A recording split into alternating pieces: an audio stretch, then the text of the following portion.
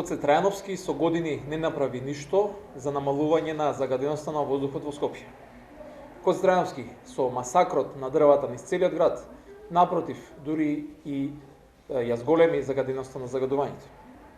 Денеска ќе го прашаме човекот кој што се уште се представува како градоначалник на Скопје, кои се итните и вонредни мерки за итната и вонредна ситуација во која што се наоѓаат граѓаните на Скопје.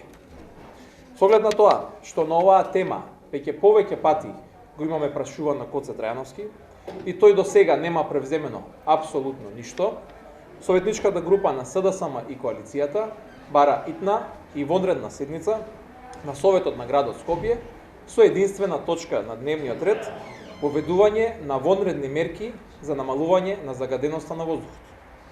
Бараме вонредната седница да се одржи во деновите помеѓу новогодишните и божикните празници и за тоа бараме поддршка и од другите советнички групи. На вонредната седница ќе бараме да се усвојат предлог вонредни мерки со кои загаденоста времено би се довела во нормални рамки.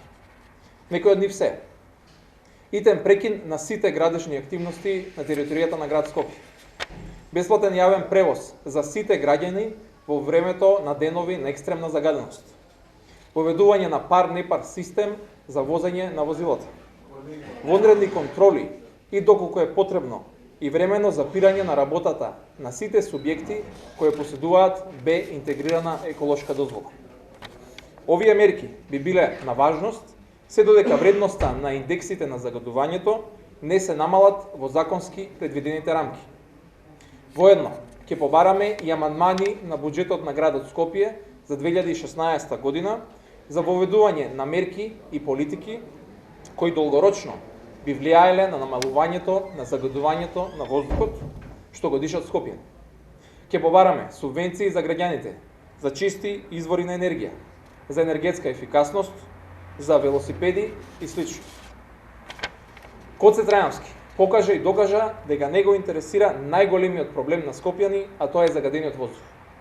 Затоа ние, советниците од Советот на градот Скопје, мораме да застанеме заедно со граѓаните во одбрана на основните услови за живот, како што е чистиот воздух.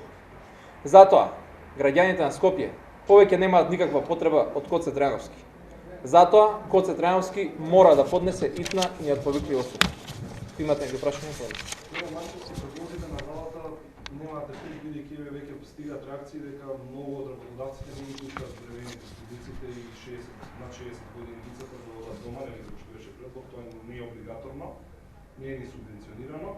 Исто така и веќе реагираат индустријските капацитети на кои се наложува да работат со скратен обем, вело дека тоа се зададени индустријата, така да како ги коментирате ви овие предлози, кои што останаа само на предложени мерки?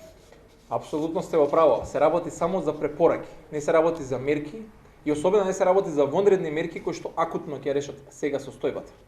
Знаете како, често пати американците имаат изрека: стави ги парите таму каде што е устата. За да се ова се спроведе, за да имаме вонредни мерки за намалување на загаденоста, нормално е дека има економски штети. Ама затоа и нормално би било тука да настапат институциите, а тоа се државата и градот, за да ги подмират овие штети на економијата. Но тоа не се воопшто не штети. Тоа се напротив мерки кои што мора да ги превземеме сите заедно. И тука нема политика. Тука нема политичка припадност, нема партии и мора сите заедно, вклучително и градот Скопје, многу посериозно да се занимава со овој проблем и да одвои буџетски средства за вонредни мерки, но и долгорочни политики за намалување на загаденоста. Добар.